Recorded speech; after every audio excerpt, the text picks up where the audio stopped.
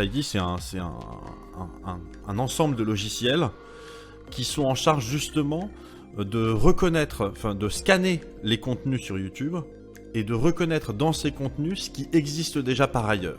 Le problème, c'est que ces systèmes automatiques-là n'ont pas la subtilité juridique de comprendre ce que les créateurs ont le droit de faire et n'ont pas le droit de faire. On a utilisé un extrait musical qui a été reconnu, qui a été remonétisé par la maison de disques qui possède les droits sur cet extrait musical. Sauf que dans certains cas, la maison de disques a le droit de le faire, dans d'autres cas, elle n'a pas le droit de le faire. Enfin, c'est fait sans aucune distinction. En gros, c'est un article qui va forcer YouTube à assumer la responsabilité des contenus qui sont publiés sur la plateforme, notamment en matière de droits d'auteur, et donc qui par conséquent va la pousser à être de plus en plus restrictive au niveau de ce que ses utilisateurs et ses créateurs vont pouvoir utiliser dans leurs vidéos. Concrètement, ça veut dire que nous, créateurs sur la plateforme, on va devoir faire beaucoup plus attention à ce qu'on partage et surtout au contenu qu'on utilise dans nos vidéos, à savoir si jamais ils sont copyrightés ou non. La question des droits d'auteur tels qu'ils sont aujourd'hui mis en place sur YouTube, ça pose énormément de questions sur la liberté de création en fait. C'est parce qu'en fait sur YouTube et sur Internet en général, on a des moyens qui sont beaucoup plus limités que ce qu'on peut trouver sur le reste de l'audiovisuel, que ce soit télévision, cinéma. Donc aujourd'hui, si tu nous enlèves cette capacité de pouvoir aller piocher à droite à gauche pour illustrer notre propos, pour faire de la critique, pour faire de la parodie, telle que notamment c'est légal dans le droit français, je t'avoue que ça va être compliqué pour beaucoup d'entre nous de s'y retrouver à la fin. On est arrivé dans une situation qui est tellement abusive qui est tellement asymétrique qu'il y a vraiment des abus. J'ai fait une vidéo dans laquelle je raconte la vie d'un bluesman qui s'appelle Willie Johnson, qu'on appelait Blind Willie Johnson parce qu'il était aveugle. Sauf que ce gars a composé une chanson qui a été envoyée sur Voyager 1. Et j'avais envie de raconter cette histoire-là. À la fin de la vidéo, je passe les premières secondes de ce morceau, donc l'introduction de ce morceau. Et j'ai des ayants droit de cette chanson qui ont réclamé la monétisation de toute la vidéo.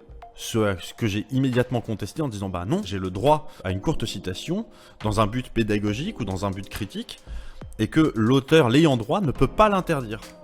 Et ce qui se passe, c'est que justement, dans le système qui est mis en place actuellement sur YouTube, eh ben, la maison de disques peut complètement décider de quand même réclamer la monétisation de la vidéo. Ce qui fait que moi, à force de contestation, je suis arrivé à un stade où en gros la prochaine étape, c'est que la vidéo va être strikée. Elle va être supprimée de ma chaîne. Et à 3 strikes, ma chaîne ferme. Définitivement. Et c'est mon activité professionnelle. Et je suis persuadé qu'il y a déjà eu des cas de fermeture de chaîne totalement illégitimes pour ces raisons-là.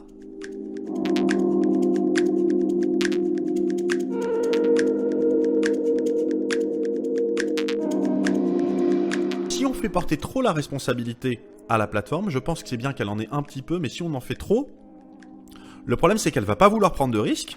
Et le risque, c'est que la plateforme dise, bon ben dans le doute, ce que je vais faire, c'est que je vais serrer au maximum les robinets. C'est-à-dire que interdire la mise en ligne de vidéos, au cas où il y aurait un risque.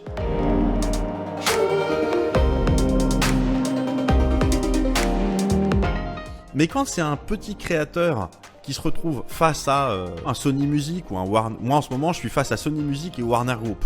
Il faut imaginer un créateur qui pour l'instant n'a même pas monétisé ses vidéos, qui n'en vit pas, qui n'a pas spécialement d'argent.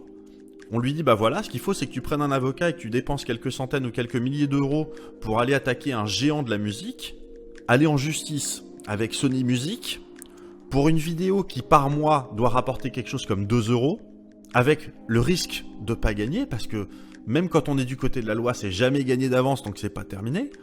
On ne sait pas si à ce moment-là, la major, elle n'a pas envie de faire un exemple et d'y aller à fond, ou si elle va avoir envie d'endormir le truc. On ne sait pas comment ça peut se gérer. Donc il faut simplement rétablir un tout petit peu d'équilibre de ce point de vue-là.